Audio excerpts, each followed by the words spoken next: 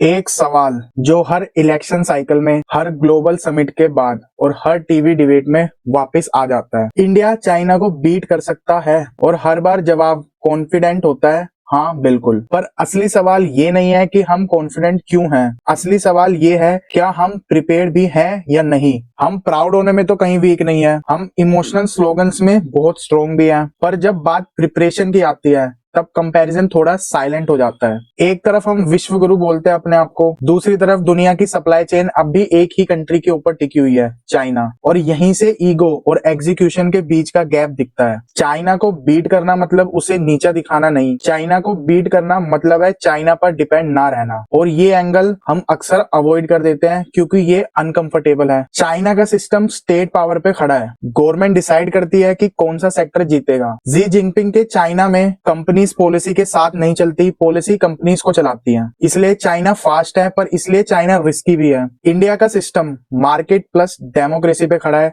नरेंद्र मोदी चाहे जितना पुश करे, इंडिया में गवर्नमेंट इनेबल करती है, कमांड नहीं करती। इसका मतलब स्लो ग्रोथ, पर इसका मतलब सस्टेनेबल ग्रोथ भी है। चाइना रोड बनाता है और उसे ट्रेड रूट बना देता है, इंडिया रोड बनाता है और उसका क्रेडिट वॉर शुरू हो जाता है। चाइना फैक्ट्री बनाता है और एक्सपोर्ट पुश करता है, इंडिया फैक्ट्री बनाता है और फोटो ओपी पे फोकस करता है। ये डिफरेंस इंटेंट का नहीं, एग्जीक्यूशन कल्चर का है। एक सच जो बहुत रेयरली बोला जाता है, इंडिया मैन्युफैक्चरिंग में पीछे सिर्फ पॉलिसी की वजह से नहीं, इंडिया पीछे है क्योंकि लैंड एक्विजिशन पॉलिटिकली रिस्की है, लेबर रिफॉर्म्स इलेक्टोरल इशू बन जाते हैं, लॉन्ग टर्म प्लानिंग से ज्यादा शॉर्ट टर्म ऑप्टिक्स इंपॉर्टेंट हो जाते हैं। चाइना ने पेन को एब्जॉर्ब किया, पर इंडिया ने पेन को पोस्टपोन कर दिया। चाइना का एक हिडन प्रॉब्लम भी है, एजिंग पॉपुलेशन, कम यंग वर्कर्स, ज्यादा पेंशन का बर्डन। इंडिया का डेमोग्राफिक एडवांटेज रियल है, पर सिर्फ तब जब जॉब्स क्रिएट होंगी, नहीं तो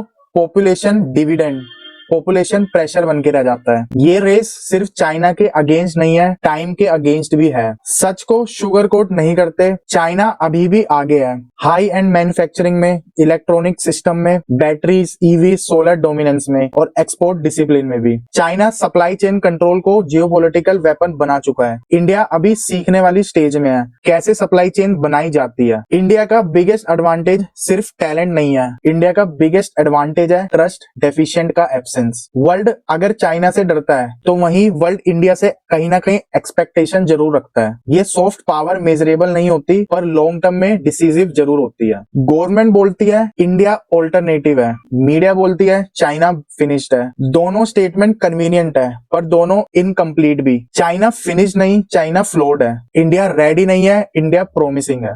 डिफरेंस समझना बहुत जरूरी हो जाता है। इंडिया चाइना को बीट करेगा, लेकिन चाइना जैसा बनकर नहीं। अगर इंडिया मीडियोक्रिटी टॉलरेंट करना बंद करे, स्लोगन से नहीं, रिफॉर्म से, सेंटीमेंट से नहीं, डिसिप्लिन से। अगर हम हर क्रिटिसिज्म को एंटी नेशनल बोल देंगे तो चाइना जीत जाएगा, और अगर हम हर प्रॉब्लम को एक्सेप्ट करके फिनिश करना शुरू कर देंगे तो इंडिया नेचुरली आगे निकल जाएगा। चाइना को हराना एक इवेंट नहीं है, ये एक पूरा प्रोसेस है, और प्रोसेस में सबसे पहला स्टेप होता है खुद से झूठ बोलना बंद करना। सवाल ये नहीं है इंडिया चाइना को बीट करेगा या नहीं, सवाल ये है क्या इंडिया सीरियस भी है या सिर्फ लाउड। सो अपनी अपनी राय मुझको कमेंट में बताओ, और अगर वीडियो अच्छी लगी हो तो लाइक करो, शेयर करो, सब्सक्राइब करो। मिलते हैं ऐसी किसी नेक्स्ट वीडियो में, तब तक के लिए बाय बाय।